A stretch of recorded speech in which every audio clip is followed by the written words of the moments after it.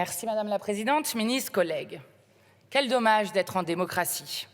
Après avoir détourné la Constitution à des fins autoritaires, refusé d'écouter la majorité des Français, l'ensemble des syndicats, le Parlement avec un 49-3, le Président de la République espérait quand même un peu de silence.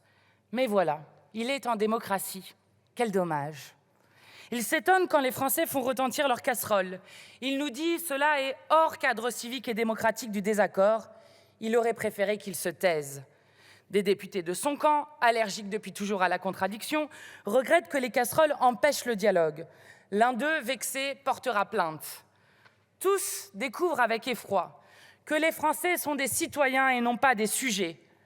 Tous se disent « quel dommage d'être en démocratie ». Quel dommage, car sinon on ne pourrait pas critiquer une décision du Conseil constitutionnel sans être accusé de s'attaquer aux institutions.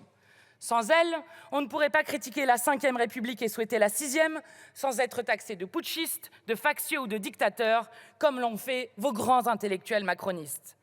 Quand la Macronie est une citadelle assiégée, elle restreint le champ du dissible et de l'audible et se dit « quel dommage d'être en démocratie ».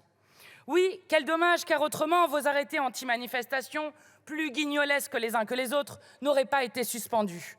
Dans l'un d'eux, les casseroles sont des dispositifs d'amplification sonore interdits au nom d'une loi antiterroriste. Dans l'autre, les sifflets distribués devant le Stade de France sont un trouble à l'ordre public. Tant pis. Emmanuel Macron saluera les joueurs dans le vestiaire, le stade interdira les cartons rouges et les sifflets, et la télévision ne diffusera pas les images. Avec vous, le dangereux frise le risible. Emmanuel Macron, orgueilleux et fuyard, redoute que l'on perçoive à l'étranger les marques de son impopularité. Voici donc venu le président du ridicule. À présent, l'objectif suprême en Macronie est de sauver les apparences. La source du pouvoir est la croyance dans sa légitimité. Puisque plus personne ne croit en vous, il ne vous reste qu'à conserver péniblement l'illusion de gouverner. Depuis maintenant 3 mois, il n'est plus question de sauver l'ordre public, mais l'ordre établi. Pour cela, vous êtes prêts à tout et vous vous dites « quel dommage d'être en démocratie ». Interpellation préventive, garde à vue abusive, maintien de l'ordre violent, dissuasion de manifester à coups d'arrêtés illégaux, mensonge du ministre de l'Intérieur. Jamais un gouvernement n'avait eu aussi peur du peuple. La garantie de la paix civile vous incombe et vous avez failli, avec à chaque fois une mise en danger délibérée des policiers et des manifestants. Votre pouvoir n'étant plus que répressif, vous vous retranchez derrière une position manichéenne absurde. En Macronie, il faut faire allégeance à la police sans jamais avoir un mot pour les mains arrachées, les yeux éborgnés, les testicules mutilés des manifestants. Tout acte de violence interroge d'abord ceux qui sont aux commandes. Symptôme classique des incompétents, M. Darmanin nous accuse de ses propres turpitudes.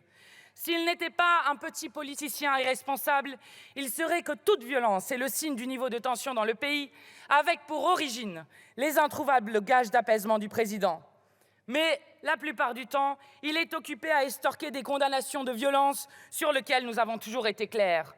En réalité, vous n'avez besoin de personne pour précipiter le pays dans la plus grande crise démocratique que la Ve République ait jamais connue. Emmanuel Macron n'a même pas besoin de nous pour démontrer les limites d'un régime où tout est décidé par un seul. Depuis 4 mois, les institutions suivent leur cours, mais elles ne représentent plus le peuple. C'est pourquoi nous avons toujours proposé des sorties par le haut, comme un référendum, un RIP, une dissolution, pour que le peuple se mêle de ce qui le concerne et que le pays cesse enfin d'être une poudrière. Vous les avez toutes refusées. Vous êtes seul comptable du chaos qui dure. Votre arrogance pathologique vous empêche de vous poser la seule question qui vaille. À quoi êtes-vous en train de livrer le pays? À présent, la NUPES est la seule force politique à alerter sur les politiques publiques que vous abîmez. De la défenseur des droits à l'ONU hier et aujourd'hui la contrôleure générale des lieux de privation de liberté, tous vous alertent. Vous avez fait de la France la risée du monde démocratique. Sachez que la répression ne viendra jamais à bout de la colère. Le pays a connu le 1er mai le plus important du XXIe siècle, avec plus de 2 millions de manifestants. Il n'y aura pas de retour à la normale avant le retrait. En panne d'idées pour gagner du temps, Emmanuel Macron nous projette dans 100 jours, et chaque jour en Macronie paraît une éternité. Il lui en reste 1460 jusqu'à la fin du mandat. 1460 jours, c'est long, et le compte à rebours de votre débâcle a déjà commencé. Merci.